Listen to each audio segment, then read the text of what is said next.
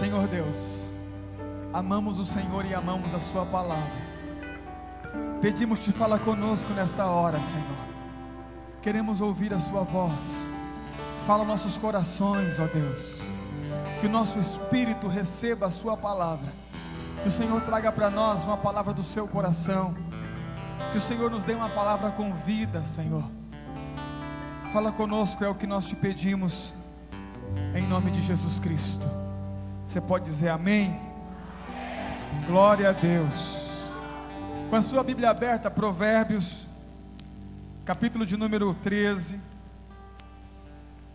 verso de número 24. Glória a Deus. Provérbios, capítulo de número 13, verso de número 24. Irmão, pregar aqui está uma dificuldade. Depois de tanta gente pregando aí, e tantas palavras inspiradoras, estou me sentindo um leão na cova de Daniéis. Que o Senhor nos dê graça. Amém, irmãos? Eu prego, você intercede, amém? Combinado? Final fica tudo certo. Provérbios capítulo de número 13, verso de número 24 diz assim: o que não faz uso da vara odeia o seu filho, mas o que o ama desde cedo o castiga. Irmão, vamos lá? Vamos de novo? É Bíblia, irmão, creia. Verso 24. O que não faz uso da vara odeia o seu filho, mas o que o ama desde cedo o castiga. Glória a Deus. Esses dias eu fiz uma viagem para a cidade de Joinville, e lá eu conheci um casal de pastores que há pouco tempo tiveram um bebê, um filho, bebezinho de colo, poucos meses. E ao ver o tratamento dos pais com a criança, eu entrei em choque. E eu falei, não existe amor nisso. Porque a criança ainda no colo começava a fazer algumas birras, manhas. E a mamãe pegava no braço da criança, chacoalhava e dizia assim, ó, eu não estou gostando disso. Eu disse, se ela falasse comigo assim, eu me magoaria. Imagina com o bebê. E eu fiquei olhando aquilo, e de repente a criança começava a chorar no quarto, lá no berço, acordava, e a criança, e nós estávamos tomando café na sala, e eu ficava olhando aquilo, e eles conversando comigo, e aí pastor, como é que estão as agendas, como é que estão as viagens, não sei o que, e a criancinha, e eu falei, meu Deus. Aí eu disse assim, pastor, o senhor não vai ver o bebê? Não, está chorando. Não, já já ele para. E eu fiquei com aquilo dentro de mim, e no último dia, eu perguntei, por que vocês tratam a criança dessa forma? Um bebê. Ela me disse assim, porque a Bíblia me orienta que seja assim. Eu disse, me mostra os textos. E ela me mostrou vários textos, e entre um dos textos, ela me mostrou esse texto de Provérbios 13, 24. O que é aquele que não usa a vara, aquele que não disciplina, aquele que não corrige, é um pai, uma mãe que odeia o seu filho, não tem amor por ele, tem ódio por ele, porque nós pensamos que o ódio, ele é apenas um sentimento, mas o ódio não se resume a um sentimento. Nós não odiamos quando nós temos um sentimento averso por alguém, nós odiamos quando com nossas atitudes, nós demonstramos isso, e muitas vezes, aquilo que nós pensamos ser uma demonstração de amor, na verdade é uma demonstração de ódio. Quando nós vemos um filho, seja ele natural ou seja ele espiritual, fazendo ou cometendo algum erro, e nós não usamos a vara. Porque o que ama, segundo a palavra de Deus, o pai que ama o filho, desde cedo o corrige. Você pode dizer isso comigo? Diz assim: o pai que ama o filho, desde cedo o corrige. E eu comecei a me interessar pelo assunto e estudar um pouco sobre o que Deus pensa como pai acerca de nós como filhos, e como é que Deus como pai age conosco como filhos. Porque muitas pessoas, muitos filhos de Deus, vivem em uma crise de existência muito grande, por não entender qual é a pedagogia que Deus usa para com seus filhos.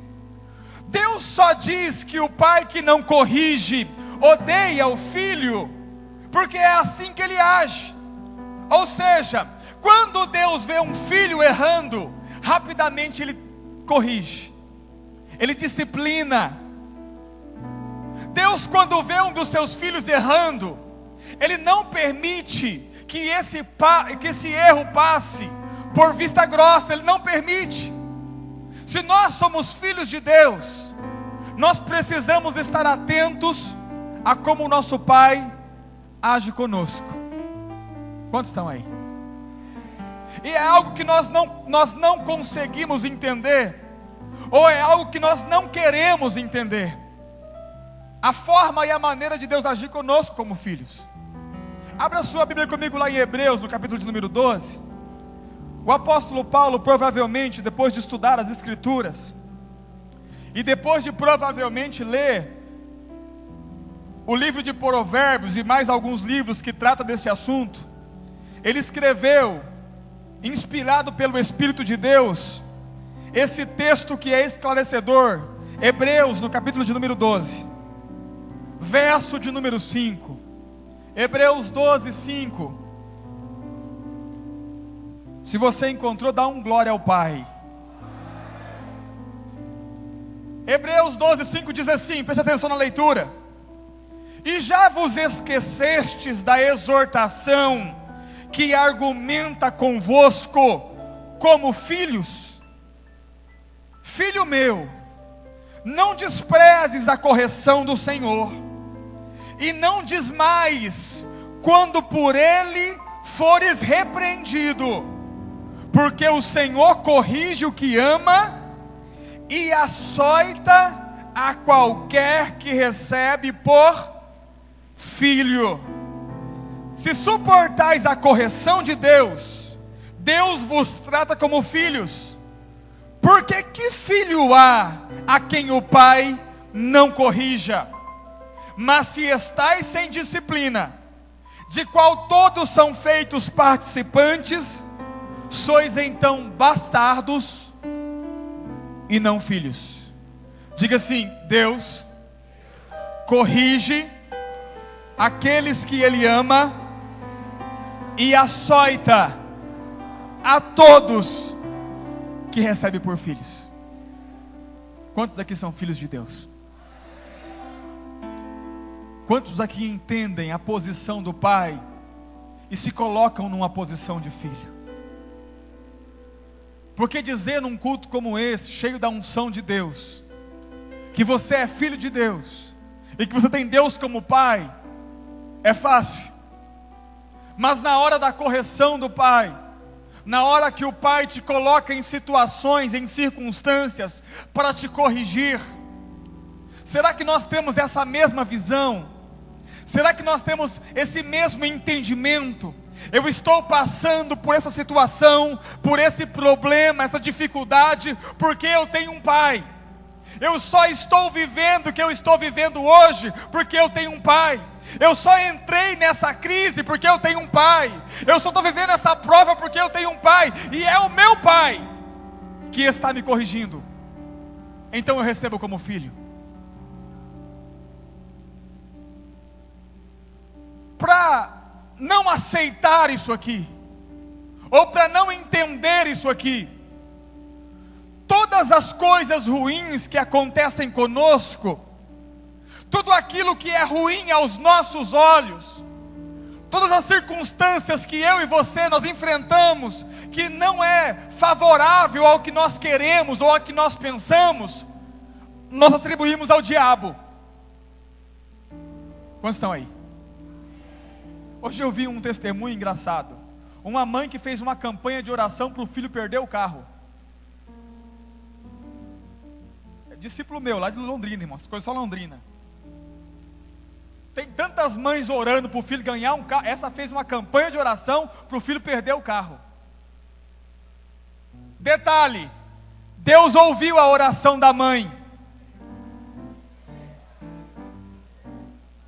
Perdeu o carro. Cadê o Mylon? Ali, ó. Crente no Senhor Jesus.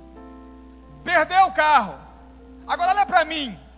Você numa situação perdendo o seu carro, você consegue olhar e dizer assim: é o meu pai.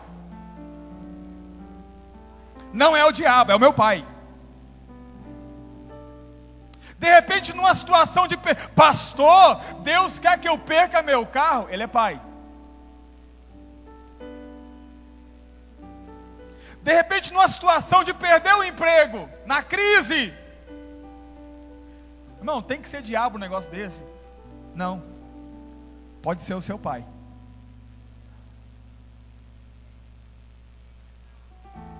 Nós, antes de sermos cristãos, antes de sermos líderes, antes de sermos pastores, discipuladores, obreiros, nós somos seres humanos.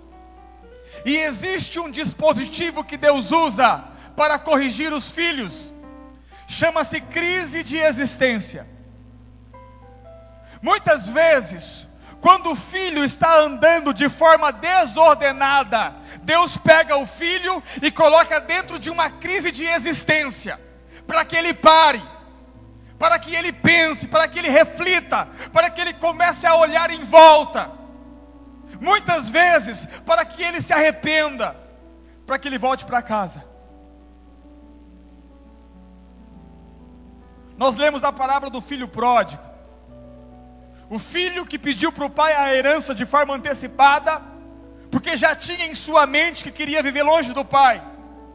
Quando nós transferimos essa parábola para Deus, sendo Deus o pai, será que Deus não sabe que o filho vai pegar os bens e vai gastar dissolutamente?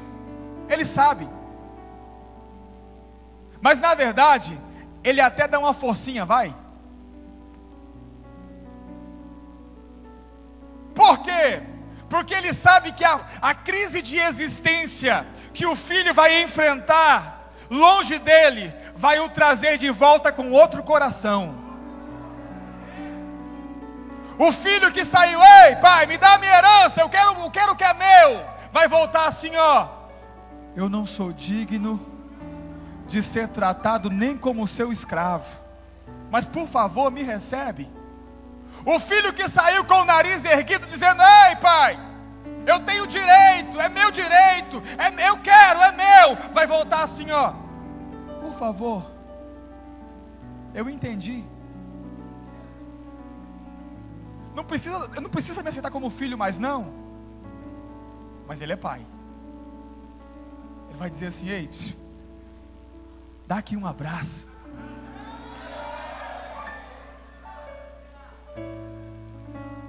Reclina a sua cabeça sobre o meu peito. Eu sou teu pai. Lembra do que tinha antes? Pronto, tem tudo de volta. Vamos se alegrar, vamos fazer festa. Meu filho voltou. Crises de existência nos fazem aprender aquilo que nós não aprendemos quando estamos com o coração muito alegre. Ei, querido, existem momentos da vida, principalmente nós líderes, nesse ativismo, vai, tem que fazer e vai, que Deus tem que falar assim: aí, calma aí, calma, você está se perdendo. E para Deus te fazer você enxergar que você está se perdendo, Ele vai te botar dentro de uma crise.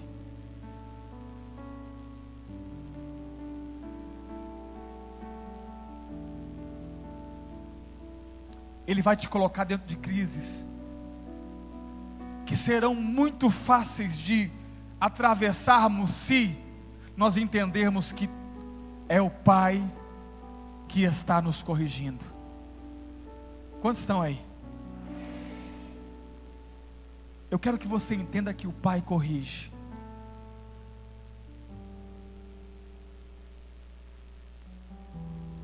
Mas o Pai não corrige para destruição.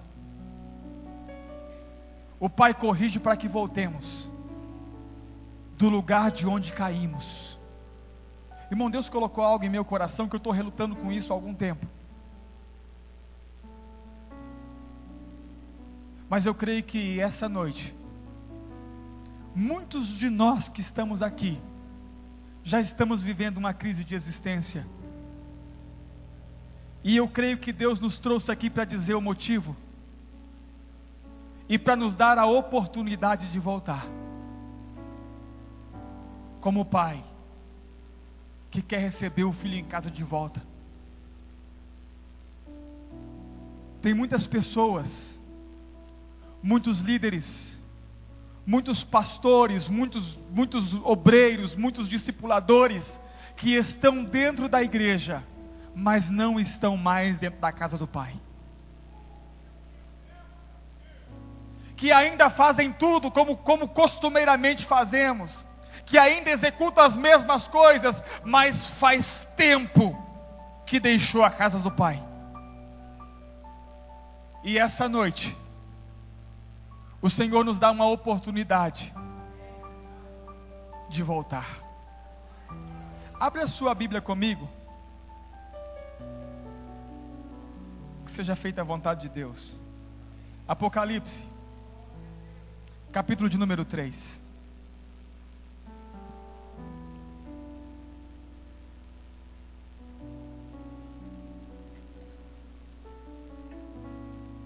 Apocalipse, capítulo de número 3, eu quero ser bem breve, querido. Fique tranquilo. Antes das 4 da manhã.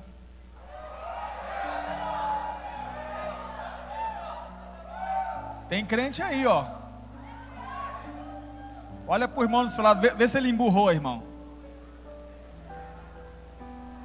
Se ele emburrou, dá um grito no ouvido dele, dá glória a Deus. É.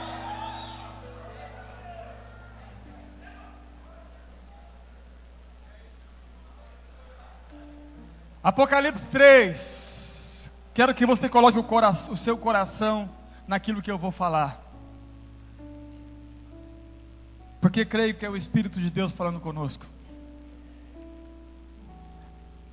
Verso de número 1 diz assim: ao anjo da igreja que está em Sardes, escreve: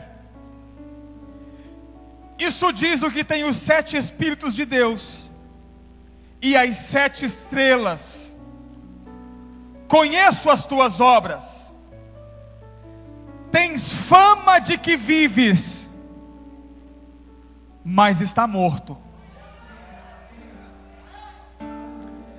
Sê vigilante, confirma o restante que estavam para morrer, sustenta esse restante, porque não achei as tuas obras perfeitas diante de Deus. Lembra-te, pois, do que tens ouvido e recebido, e guarda-o, e arrepende-te. E se não vigiares, virei contra ti como um ladrão, e não saberás a que hora sobre ti virei. Verso 4. Mas também tem em Sardes algumas poucas pessoas que não contaminaram as suas vestes, e comigo andarão de branco, porque são dignas disso. Presta atenção aqui, querido. Esse texto, o Senhor tem colocado ao meu coração já há algum tempo, e é algo que tem chamado muito a minha atenção, e tem feito em alguns momentos o meu coração estremecer. Essa parte do texto que nós lemos é a carta que o Senhor Jesus, o nosso Senhor Jesus, escreve ou pede a João que escreva a igreja de Sardes, que faz parte das 7 igrejas da Ásia, é a 4ª igreja. Nós entendemos e aprendemos que cada igreja, das 7 igrejas que estão no livro de Apocalipse, representa uma parte da história da igreja.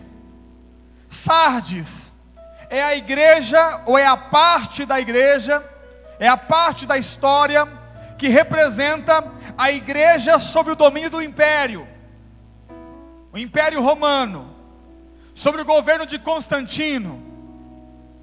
E o Senhor pede a João que escreva uma carta a essa igreja. Entenda, igreja que o Senhor levantou, uma igreja que só veio a existir pela vontade de Deus, uma igreja que o Senhor estava construindo, uma igreja que era propósito de Deus para a terra, uma igreja que tinha sobre ela as promessas que todas as igrejas de Cristo têm, que as portas do inferno não vão prevalecer contra a igreja. O Senhor prometeu, Ele disse: olha, eu vou edificar a minha igreja, as portas do inferno não vão prevalecer contra a igreja. E tente imaginar comigo, talvez numa conferência como essa, num culto de domingo à noite, o apóstolo João pega o envelope e diz assim: olha, nós temos uma carta aqui, e essa carta, segundo João, o apóstolo João, o apóstolo do amor, foi o próprio Jesus que pediu que ele escrevesse para nós. E hoje à noite não teremos pregação, nós vamos ler a carta de Jesus.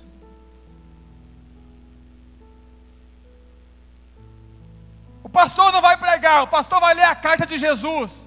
Vai ser Jesus falando contigo. Abre o envelope, tira a carta e começa a ler. Talvez no coração deles, na esperança de uma palavra de ânimo, uma palavra de vitória, uma palavra de bênção. E o Senhor diz: olha, eu sou aquele que tem os 7 Espíritos de Deus, a plenitude do Espírito de Deus. E eu sou aquele que tem nas minhas mãos as 7 estrelas, ou seja, os 7 líderes das 7 igrejas estão na minha mão, são propriedade minha, são domínio meu. E ele diz: olha, vou dizer para vocês, eu conheço a obra de vocês, portanto, o que eu vou falar com propriedade de quem sabe o que está falando. E ele diz: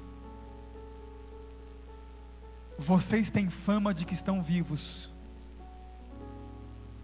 mas vocês estão mortos. Irmão, isso tem estremecido o meu coração. Já há algum tempo eu tenho perguntado a Deus, e essa pergunta ela é constante em minhas orações: Senhor, o que é essa igreja de verdade? Eu tenho viajado por alguns lugares pregando, irmão, eu tenho visto cada coisa que os irmãos, se eu contar, os irmãos não imaginam. E eu tenho perguntado a Deus: Senhor, o que é ser igreja? Porque nós somos a igreja de Cristo. O que é ser igreja?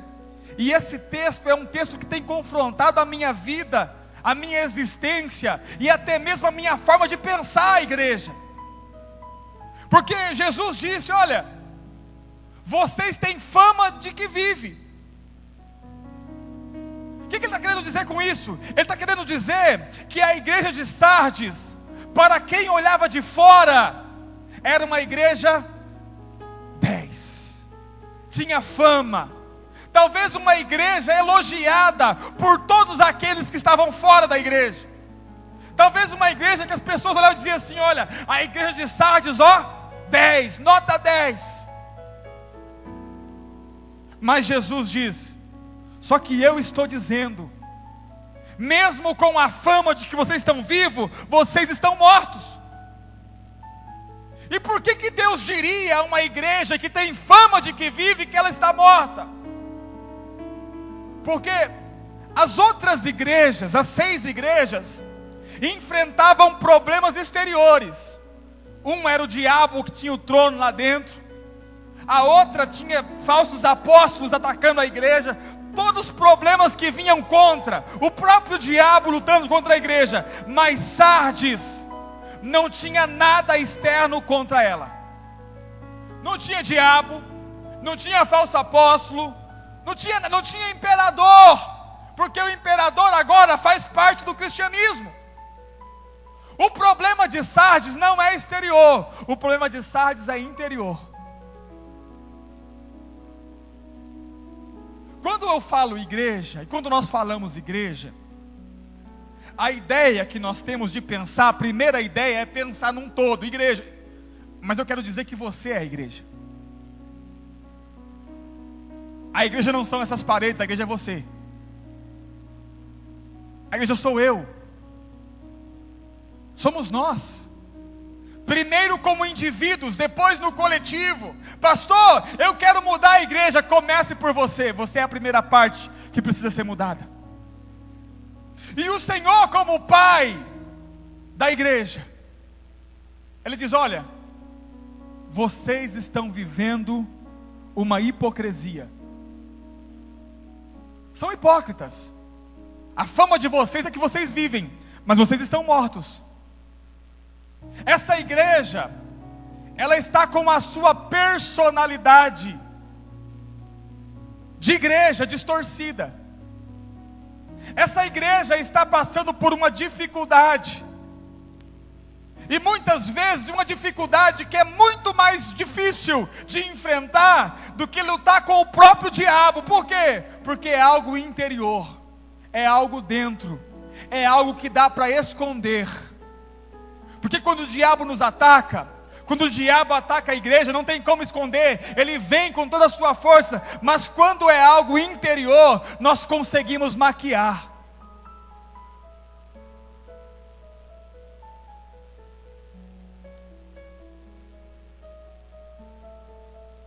Tem famas de que vive, mas está morta. E ele diz: eu conheço as suas obras, e o problema é que as suas obras não são perfeitas diante de Deus. Então entenda, a igreja de Sardes é uma igreja que tem obras. Não é uma igreja que está parada, não é uma igreja que está estacionada, não é uma igreja que não é ativa, é uma igreja que está trabalhando, mas essa obra não está agradando o Senhor da igreja.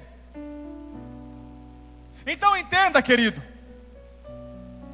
o fato de nós estarmos em movimento não quer dizer que isso vai agradar a Deus.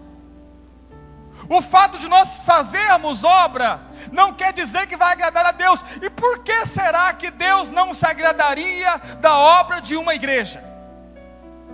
Se está fazendo obra, simples. Porque para Deus não é só a obra que vale, é a motivação com que a fazemos. E aqui é o ponto, querido. Nós temos feito um excelente trabalho. Estava falando com o Bispo Júnior agora, irmão, imagina 800 pessoas por semana em casas espalhadas pelo Paraná, São Paulo, Santa Catarina, pregando o Evangelho. Isso é uma potência. Isso é o reino de Deus. Agora, será que nós ainda estamos trabalhando com o mesmo objetivo, com o mesmo propósito, com a mesma mente, com o mesmo coração de quando começamos? Será que a motivação que nos move hoje é a mesma? Será que o motivo que nos faz fazer obras para Deus ainda é o mesmo? Será que aquilo que a mola propulsora que nos faz fazer algo para Deus, inclusive nos faz estar aqui hoje, ainda é o mesmo? é a mesma motivação, é o mesmo encargo. Porque é possível nós começarmos a fazer algo para Deus, que agrada ao coração de Deus, e chegarmos no meio do caminho, continuarmos fazendo a mesma coisa, sem agradar a Deus. Eu posso hoje dizer assim: olha, no Nordeste estão passando sede, então eu vou distribuir água para o povo, e eu vendo o que eu tenho, compro água e levo para o povo. E Deus fala assim: parabéns, meu filho, boa atitude. Só que isso me deu fama. E as pessoas disseram assim: olha, pastor Borges vendeu o que tem para comprar. Oh, louvado seja o pastor Borges. E eu posso continuar vendendo as minhas coisas, comprando água e levando para o pessoal do Nordeste, mas agora não é por a mesma motivação, é porque eu quero o seu aplauso, eu quero o seu reconhecimento. Eu quero que a igreja olhe para mim e diga assim: oh, você é um bom pastor, hein? Parabéns. A obra é a mesma, não mudou. A única coisa que mudou foi a intenção do meu coração, e isso faz com que eu desagrade a Deus. É possível uma igreja, uma liderança, um povo escolhido, separado por Deus, como a igreja de Sardes, que foi próprio Deus que levantou, perder-se no meio do caminho. E eu queria convidar você, como filho de Deus, a junto comigo fazer uma reflexão e checarmos o nosso coração, checarmos as intenções do nosso coração, checarmos as motivações com que nós fazemos algo para Deus. Irmãos, é uma pergunta que nós temos que fazer: por que eu estou aqui? Por que eu faço o que faço? Por que eu pertenço a uma liderança? Por que eu faço parte de uma liderança de uma igreja? Por quê? Por que você está aqui hoje? Por que você veste a camisa de liderança? Por que você diz que você é líder? Qual é a motivação que te leva a fazer isso? Por que hoje eu prego esse microfone e prego a palavra de Deus? Qual é a motivação que me traz aqui em cima? Por quê? Por que eu sou pastor de igreja? Por que eu sou pastor de igreja?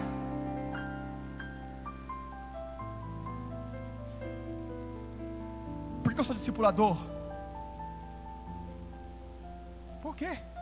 Por que eu me ofereci voluntariamente para ser líder em treinar? Por quê, irmão? Por que nós estamos aqui? Qual é a motivação? Qual é a mola que nos impulsiona? Esse porquê pode mudar o nosso destino. Esse porquê pode mudar a nossa história.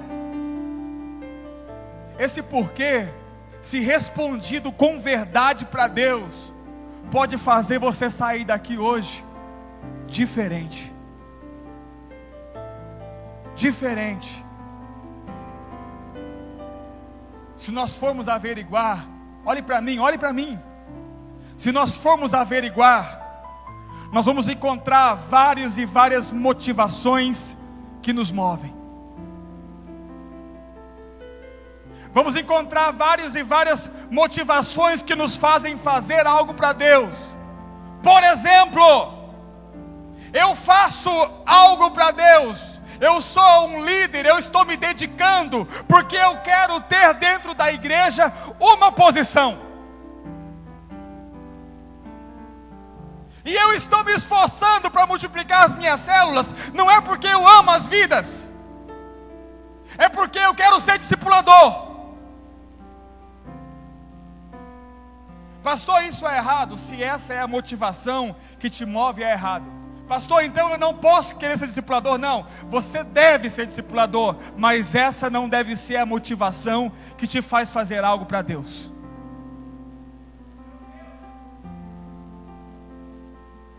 Eu quero ser pastor.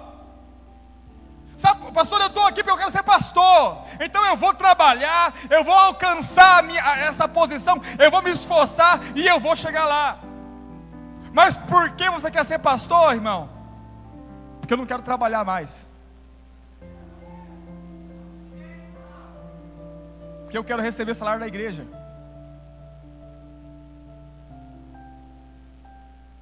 Você tem fama de que está vivo, mas você está morto. Não há vida em você. Não há vida de Deus.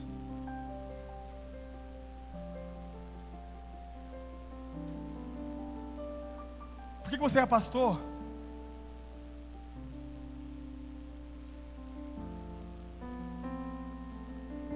Eu sou pastor porque eu tenho um salário. Porque se eu não tivesse um salário, eu não seria. Não seria. E eu só estou aqui como pastor por causa do dinheiro que eu recebo da igreja.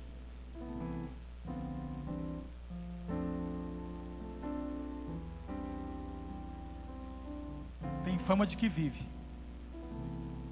Anda como quem vive. Prega como quem vive.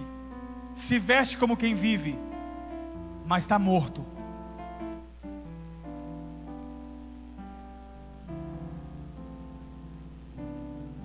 Pastor, como é que eu sei se eu estou morto ou não? Porque as coisas essenciais da fé já não fazem parte do seu viver diário. Tudo aquilo que é peculiar da fé, aquilo que é necessário para a fé, aquilo que faz mover a fé, para você não é prazer, para você é uma dificuldade enorme. Como por exemplo, vida de oração. Olha para mim. Fica firme, irmão. Se você é um líder, pastor, discipulador, seja lá o que você for, e a sua vida de oração só é a vida de oração diante das pessoas na igreja, você é um defunto ambulante.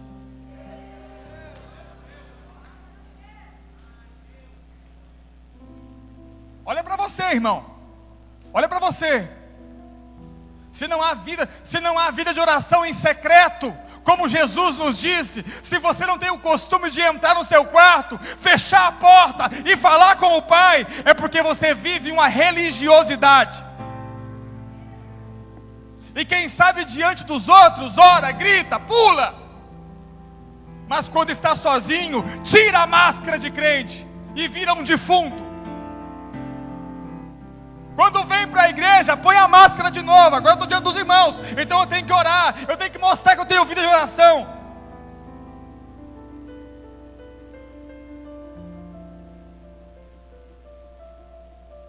Jejum, pastor, jejum. Eu ouvi essa palavra em algum lugar, jejum.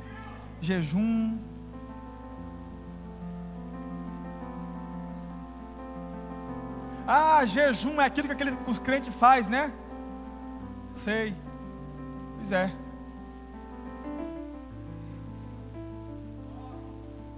Qual foi o último dia que você jejuou, irmão? Sem ser junto com a equipe da igreja. Quando você falou assim, ó, eu, Senhor, vou jejuar, porque eu quero mais de Ti. Irmão, será que nós não somos um monte de crente que é só casca? Se tirar a casca acaba tudo? Será que nós não somos uns crentes que somos assim, daria para ser artista da Globo?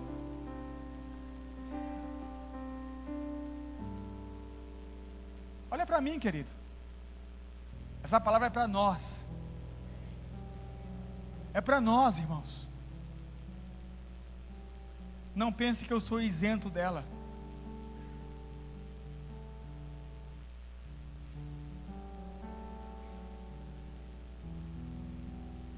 Tem fama de que vives, mas está morto.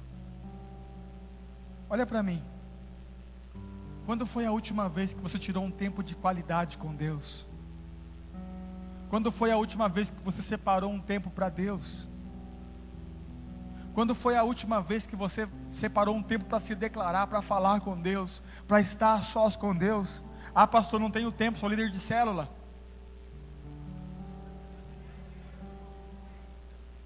Pastor, eu não tenho tempo, eu sou pastor, como é que eu faço isso?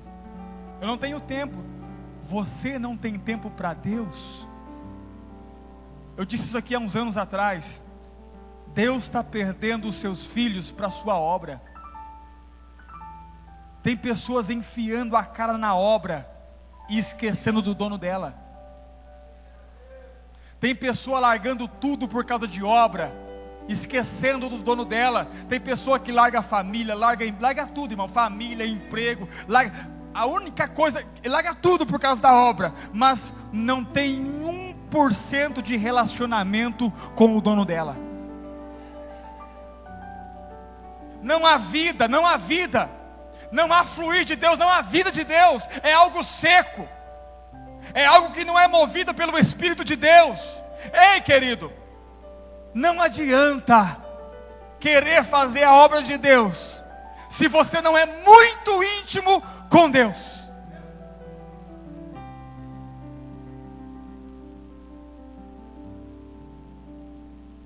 Vocês estão fazendo obra, Sardes. Vocês estão fazendo obra, eu reconheço, eu conheço a obra de vocês, porém, ela não é perfeita. E sabe por que ela não é perfeita?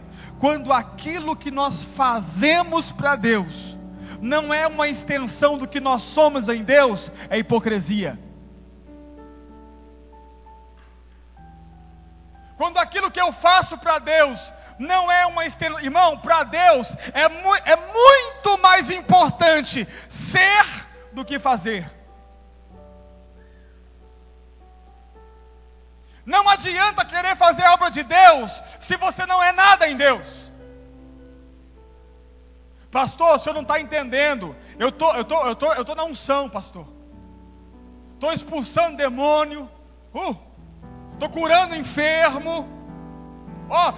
Pastor, até uma maravilhazinha de vez em quando eu opero.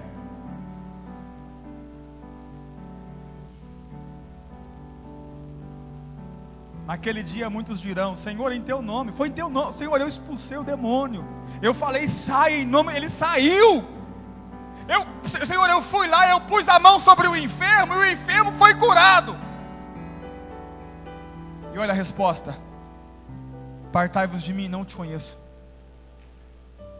Você trabalhava para mim? Não sei quem é você. Você expulsava demônio no meu nome? Peraí, não te conheço, não sei quem é você. Sabe por quê? Porque quer fazer a obra de Deus, mas não quer ter intimidade com Deus. Não quer ter relacionamento com Deus. É um morto vivo. Tem fama, irmão. Irmão, pensa bem. Você vê o cidadão expulsando demônio, curando enfermo. É um santo homem de Deus. Deus fala assim, não conheço, não sei quem é.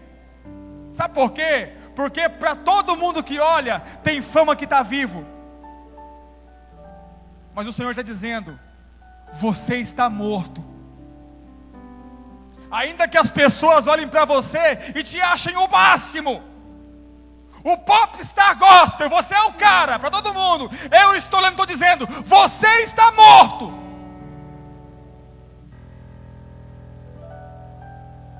Porque a minha vida não está em ti. É só fama. Por isso que o Senhor disse assim, as árvores não se conhecem pelas folhas, se conhecem pelos frutos. Você olha, irmão, a árvore é frondosa. Jesus se enganou. Jesus se enganou com uma figueira. Ele olhou e falou: olha que figueira. Chegou lá, não tinha. Sabe por que não tinha fruto? Porque não tinha vida. Era uma figueira que tinha fama, mas não tinha conteúdo.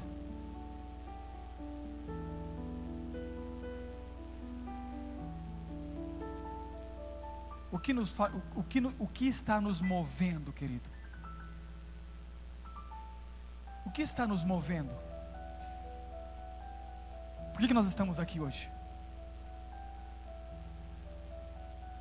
Eu não vim aqui para estragar nossa festa, irmão. Uma festa linda. Glória a Deus, eu estou radiante, irmão. Meu coração está muito, muito, muito alegre. Porém, nós temos que nos perguntar, e eu creio que essa é uma pergunta do Pai, de repente para alguns filhos, que já saíram de casa há muito tempo, que não tem relacionamento com Ele há muito tempo, que de repente começou de forma certa, mas no caminho se perdeu, no caminho perdeu a motivação, no caminho perdeu no caminho perdeu a essência do que é ser cristão. E hoje a única coisa é que não quer arrancar a capa, não quer arrancar a máscara. Então eu continuo fazendo tudo o que eu fazia antes. Quantas pessoas, irmãos, que eu conheço, que começaram comigo na caminhada, e eu fico perguntando: Deus, por que alguns vão e outros não vão? Por que, irmão, será que Deus tem preferidos? Não, é porque alguns se perdem no caminho.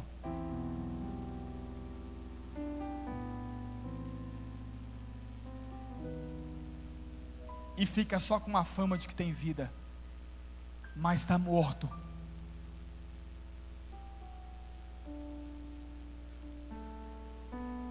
Quando o Senhor falou isso comigo ao meu coração, eu comecei a me fazer algumas perguntas, como por exemplo, por que eu pastoreava uma igreja? Por que eu pregava a palavra? Por que eu gosto tanto de ensinar a palavra? Em algumas respostas que eu tive que dar ao Espírito de Deus, o Senhor revelou as minhas entranhas, não para Ele, porque Ele já sabe todas as coisas, Ele revelou para mim mesmo, para mim. E eu preciso te confessar, que algumas das motivações que estavam em meu coração, são sujas, não vem de Deus.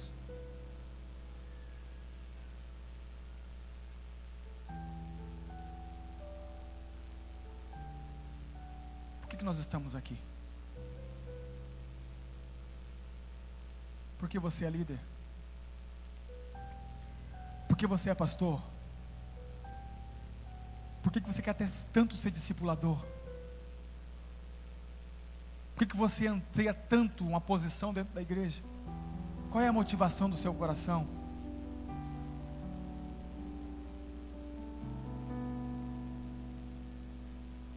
Por que você faz parte de um ministério? Por quê? Por quê? Você pode esconder de todo mundo. Talvez o seu líder não saiba, o seu pastor não saiba, sua família não saiba. Você pode esconder de quem você quiser, mas o Senhor, Ele sonda nossas entranhas, e Ele sabe, a Bíblia diz que Ele sabe, Ele conhece a palavra antes dela chegar. Irmão, Ele conhece antes, Ele sonda o mais íntimo, Ele sabe por que você dá cada passo, Ele sabe. E talvez nós continuamos querendo receber a fama de quem está vivo, querendo receber a fama de que somos homens de Deus, de que somos mulheres de Deus, de que somos pessoas, e o Senhor está dizendo assim: ei, acorda, troca essa fama pela verdade.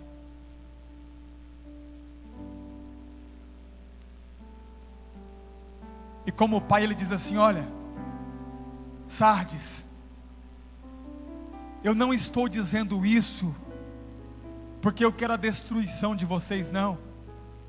Eu estou dizendo para vocês ouvirem, guardarem e se arrependerem.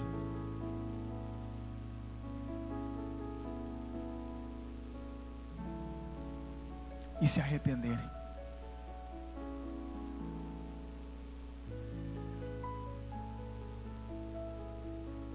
Sabe o que o Pai espera hoje? que nós nos arrependamos. Arrependamos de nossas motivações egoístas, porcas, sujas. Nos arrependamos de nossas motivações que muitas vezes o único alvo delas somos nós mesmos. É nós, irmãos. A gente está olhando para o umbigo. E a maioria das coisas que a gente faz para Deus é pensando em nós mesmos. Não aprendemos com Jesus. Nós não aprendemos com Jesus que disse assim: olha, quando vocês forem orar, vocês oram Pai Nosso, nós oramos Pai Meu. Sabe por quê? Porque o que nos move dentro da obra de Deus muitas vezes é uma ambição egoísta, porca, nojenta, suja, que não tem nada a ver com o Espírito de Deus. E por isso nós temos fama de que estamos vivos, mas somos mortos. Então o Senhor diz: Sardes, volta. Sardes, volta, há tempo, se arrependa, mude a direção. Irmão, tem umas coisas que eu não consigo entender. Eu fico falando com Deus, dizendo: Deus, se é a igreja do Senhor, se foi o Senhor que deu essa ideia de igreja, se o Senhor enviou o seu Filho para isso, por que tem igreja que não vai? Se o Senhor disse que o inferno não ia prevalecer contra a igreja, irmão, se o inferno não pode contra a igreja, se é plano de Deus, se é vontade de Deus, por que a igreja não vai? Porque a igreja tem o próprio Senhor contra ela.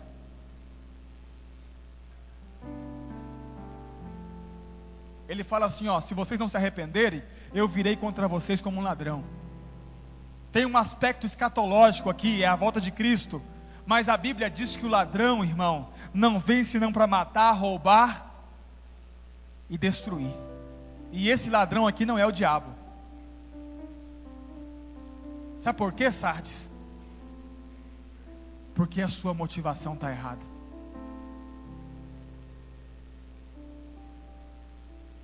Irmão, você sabe o que você está fazendo em Deus?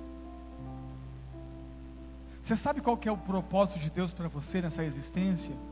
Você crê mesmo que pregar o Evangelho, de que viver uma vida para Deus é o propósito de Deus para você? Você acredita nisso? Ou existem outras motivações?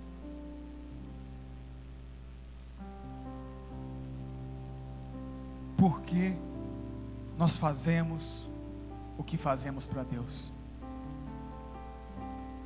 Fazemos porque amamos o Senhor? Fazemos porque temos Deus como nosso Pai? Fazemos porque nós queremos o avanço do reino? Fazemos porque nós queremos agradar a Deus?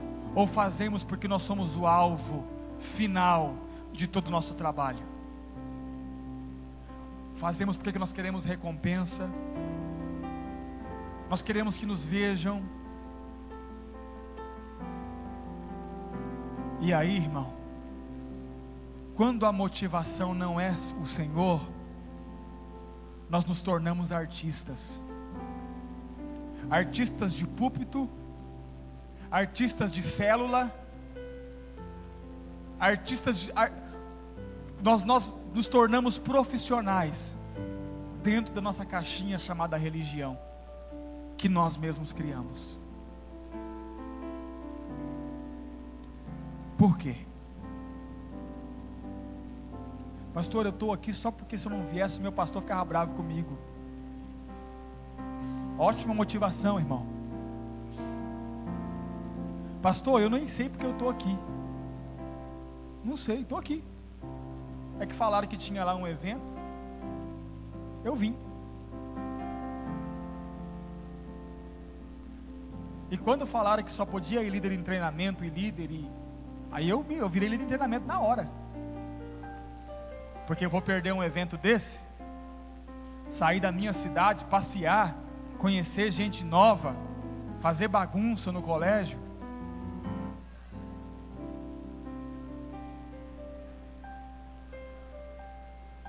Tô aqui, pastor, tô dentro, tô junto. Mas sabe o que eu faço? Porque eu quero impressionar o meu pastor. Eu quero que ele me reconheça.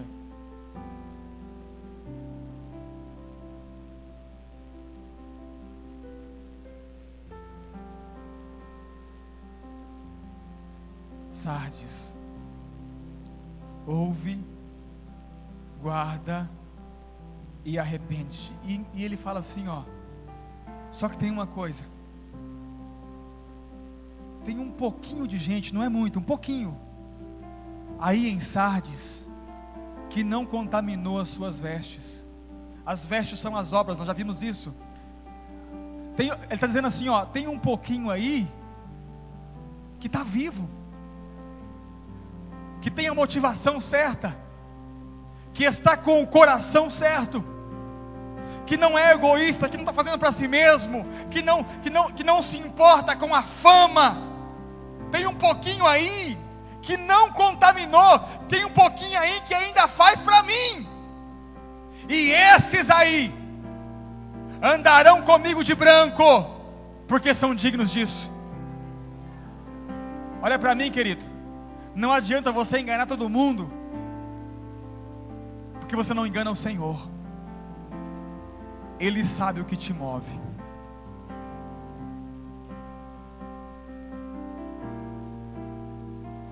Por quê? É a pergunta. Quero que você curve a sua cabeça, curve a sua fronte, e eu quero que você faça essa pergunta para você mesmo. Por quê? Por que líder de célula? Por que discipulador? Por que pastor? Por quê? O que me move a fazer isso? O que me move a fazer? O que me move a ser o que eu sou, a fazer o que eu faço? Responda para você agora, curve a sua fronte. Quais são as motivações reais do seu coração?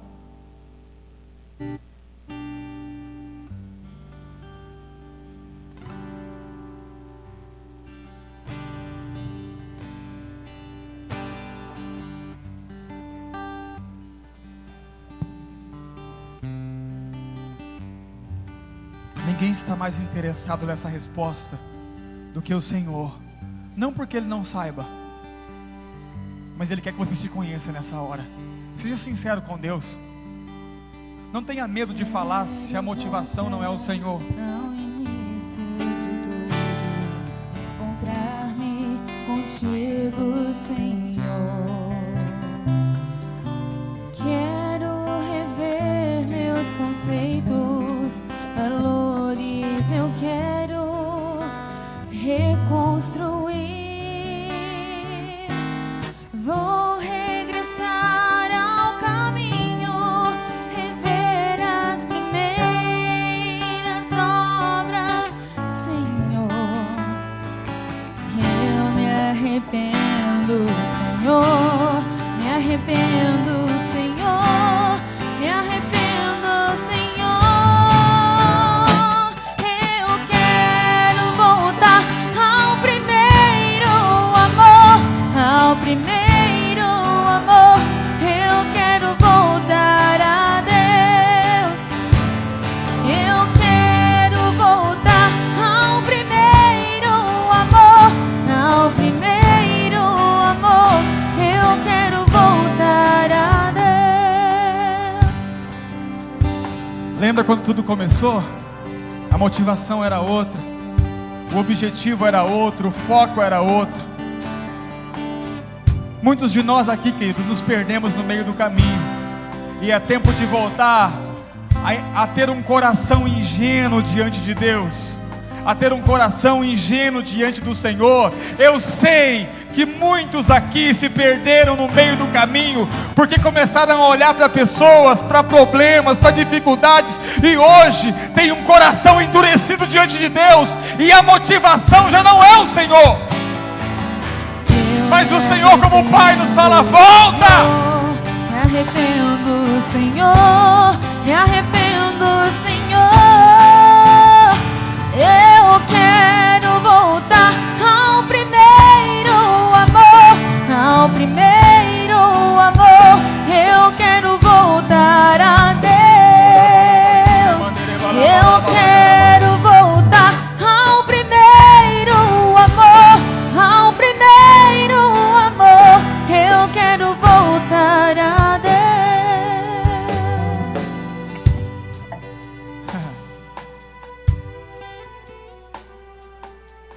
Tem muitas pessoas aqui que quando começaram a caminhada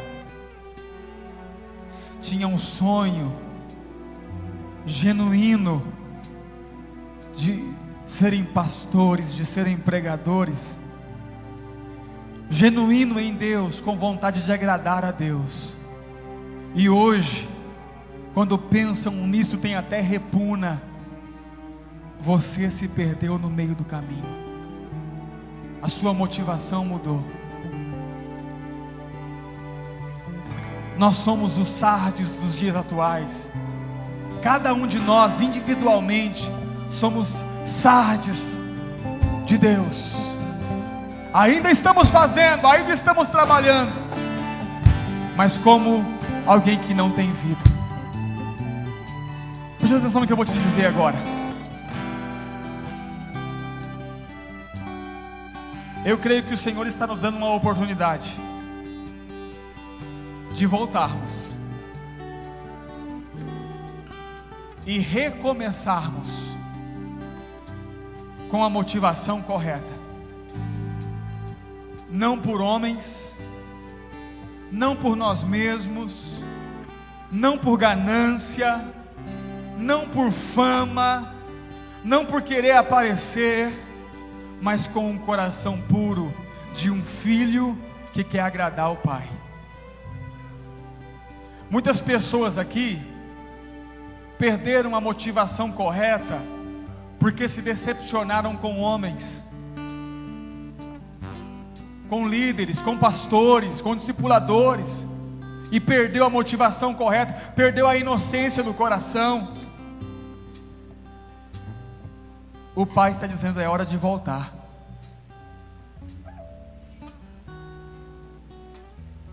É hora de voltar.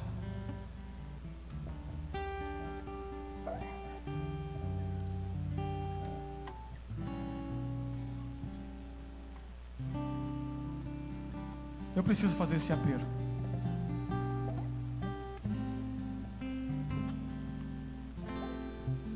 Preste atenção.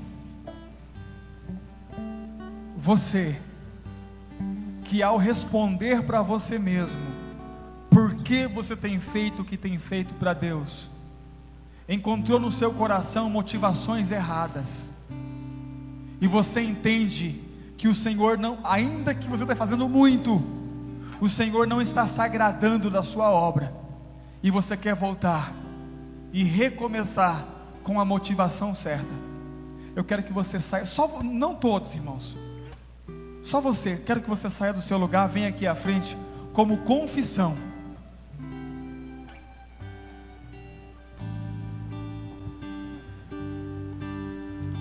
Quero voltar ao início de tudo, encontrar-me contigo, Senhor. Quero rever meus conceitos, valores, eu quero reconstruir. Vou regressar ao caminho, vou ver as primeiras obras, Senhor. Eu me arrependo, Senhor, me arrependo, Senhor, me arrependo, Senhor. Eu quero voltar ao primeiro amor.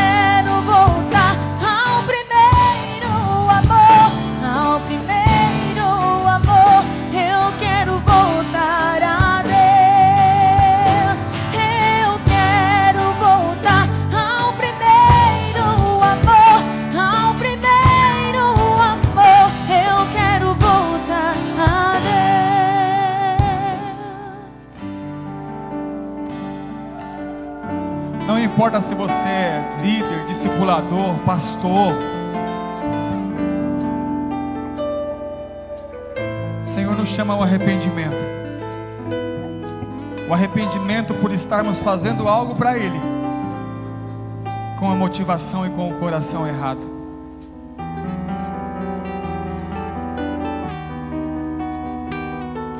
Eu fico pensando, querido, nós podemos trabalhar uma vida inteira para Deus, e quando chegarmos diante dele, Ele dizer assim: olha, eu não te conheço, não sei quem é você, porque fizemos uma vida inteira com motivações que não eram genuínas.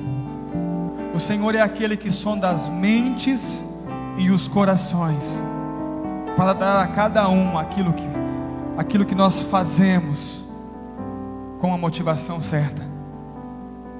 Sardes tinha obras, mas eram obras que não agradavam a Deus. Sardes tinha fama, mas era uma fama que não impressionava a Deus. Sardes era uma igreja com nome, mas era um nome que não impressionava a Deus, porque o Senhor sondava a motivação do coração.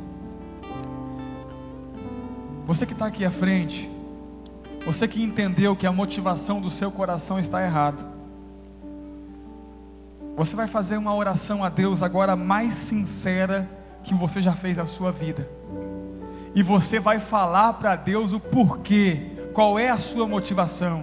Não importa qual seja, irmão. Não importa. Você vai confessar para Deus.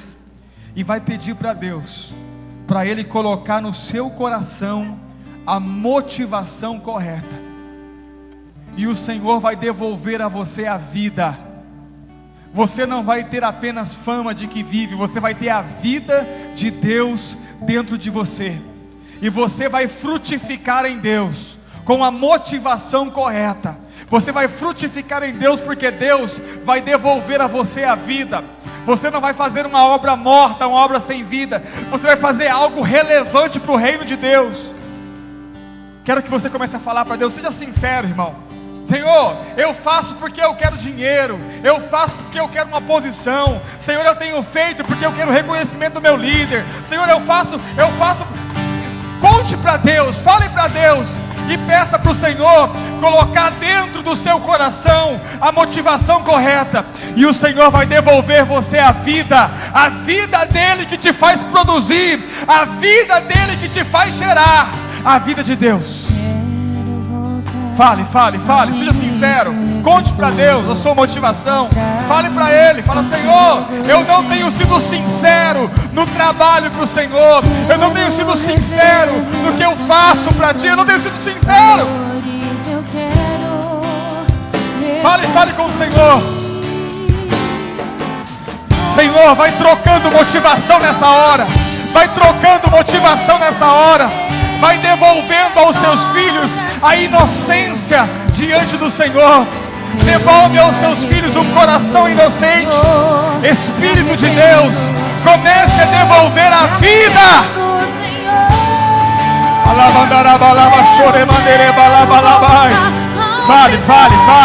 Fale para Deus.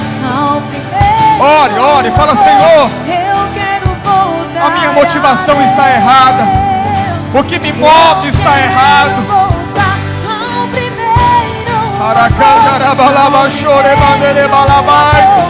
Eu quero voltar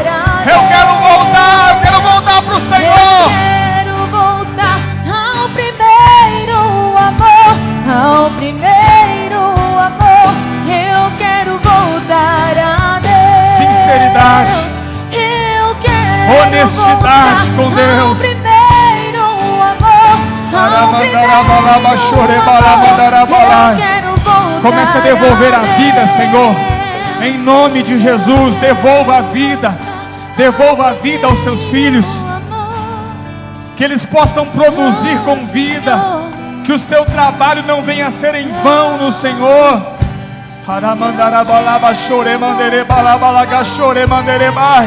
Nós nos arrependemos, Senhor, de nossas motivações erradas. Nós nos arrependemos de nossas motivações erradas. Nós nos arrependemos, ó Deus. O nosso coração quer voltar para Ti. Nós não queremos fazer a sua obra a não ser pelo Senhor. Nós não queremos, ó Deus, fazer a sua obra a não ser por amor a Ti. Nos livra da ganância, Senhor. Nos livra da hipocrisia, ó Deus, nos livra da mentira. Nos livra, Senhor, de viver com máscaras. Nos livra de viver uma vida de aparência. Nos livra, Senhor, de uma dupla personalidade. Nos livra. Nós queremos ser sinceros. Nós queremos arrancar o véu diante de Ti. Queremos arrancar a máscara diante de Ti. Queremos voltar. Oh, queremos voltar. Nós queremos voltar. Me arrependo. Nos faz voltar ao começo. Me arrependo, Senhor. Nós nos arrependemos, Senhor. Eu quero voltar ao primeiro amor, ao primeiro amor. Eu quero voltar a Deus. Eu quero voltar ao primeiro amor, ao primeiro amor. Eu quero voltar a Deus. Eu quero voltar ao primeiro amor, ao primeiro amor. Eu quero voltar a Deus. Eu quero voltar ao primeiro. Nos faz voltar. Nos faz voltar. amor, Senhor, quero voltar a Deus. O Senhor me fez lembrar de algo há uns dias atrás. Eu me converti aqui no ano de 99.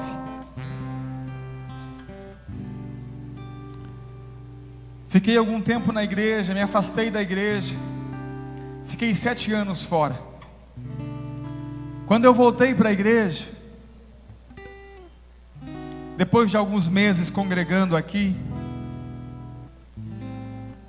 eu senti a necessidade de sair da cidade para permanecer diante de Deus, porque as amizades, os envolvimentos que eu tinha aqui me levariam de volta para o mundo.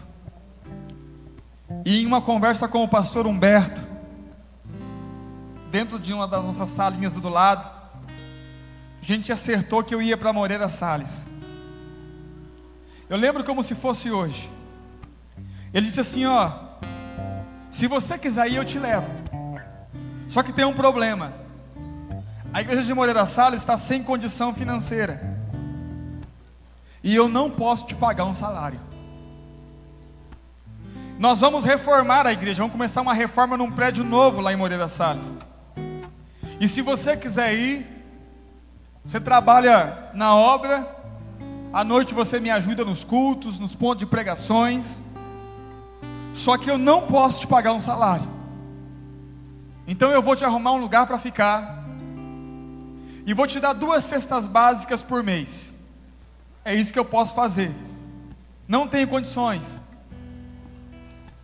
E eu, com um sorriso no rosto, eu disse assim: eu vou. Glória a Deus. Vou fazer a obra de Deus, glória a Deus. E eu fui. Eu e o pastor Humberto ficamos em Moreira Salles 1 ano e 8 meses. Fizemos toda a reforma da igreja. Trabalhava de dia como servente, à noite pregando nos pontos de pregação, visitando com o pastor. Era uma alegria, irmão. E o Senhor me fez uma pergunta: se fosse para você fazer de novo, e hoje, sem salário novamente, você ir para um lugar, fazer a minha obra, trabalhar como servente, a troco da comida, você iria? E eu disse assim ao Espírito de Deus: eu não iria. Eu não iria porque eu cresci. E quando a gente cresce e se sente muito grande, nós não conseguimos fazer nada para Deus, a menos que haja uma recompensa imediata. Eu disse: eu não iria, Senhor. E o Senhor me disse assim: porque a sua motivação está errada. Você precisa voltar. Você precisa voltar ao ponto, lá no começo, onde nada importava. Importava se tinha dinheiro, se não tinha dinheiro, se era uma igreja linda como essa, cheia de gente, ou se era 3 pessoas no meio da rua, debaixo de uma lona, chovendo, não importa. Você precisa voltar. Nós precisamos voltar ao ponto, querido, aonde nada seja mais importante do que agradar ao nosso Pai. Nada.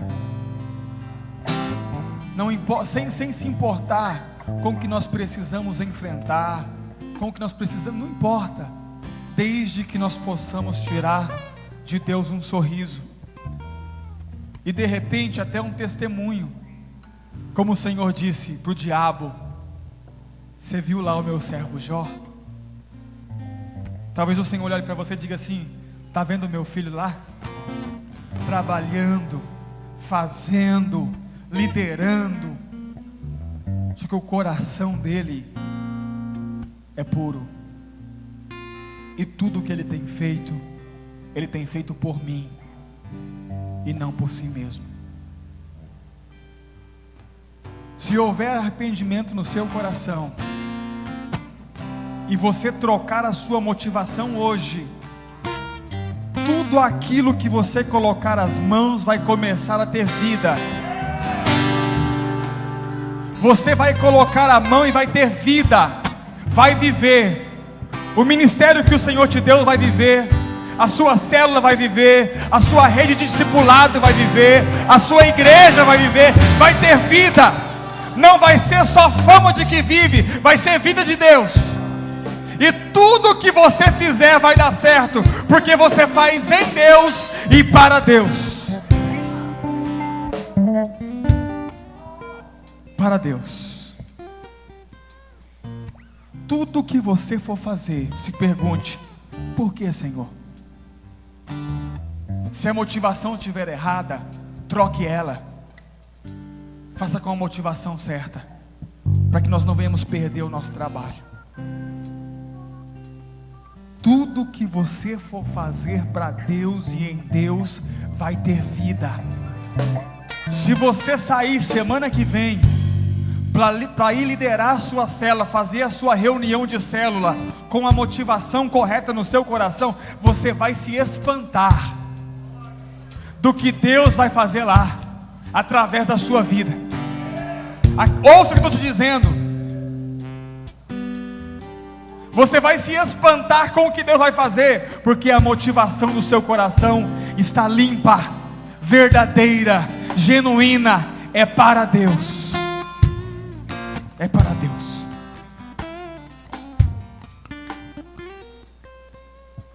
A cada passo, nós precisamos colocar um porquê. Por quê, Senhor? Para que nunca venhamos perder a vida. A Bíblia diz que Moisés, vou encerrar aqui, quando ele descia do monte, o seu rosto brilhava da glória de Deus. Imagine, 40 dias diante do Senhor, ele descia, o rosto brilhava. Mas a Bíblia diz em Coríntios, que quando a glória ia desaparecendo, Moisés pegava um véu e colocava sobre o rosto. Para quê? Para que as pessoas pensassem que a glória ainda estava lá. E o apóstolo Paulo diz: nós não somos como Moisés. A glória de Deus desfalecia. Nós chegamos diante de Deus com o rosto descoberto, sem véu. Somos o que somos, fazemos o que fazemos, com a motivação. Senhor, nós não queremos esconder nossa motivação, muito pelo contrário, nós queremos confessá-la ao Senhor, porque só o Senhor pode dar vida, só o Senhor pode trazer a vida de volta ao coração de um cristão, se nele houver o arrependimento. Lembre-se, a cada passo, Por quê, Senhor? Por quê? Deixa o Senhor colocar luz na sua vida, para que na luz do Senhor você possa enxergar a luz. Que o Senhor Deus te abençoe e te conserve na motivação correta, para que em você haja vida, em nome de Jesus. Glória a Deus.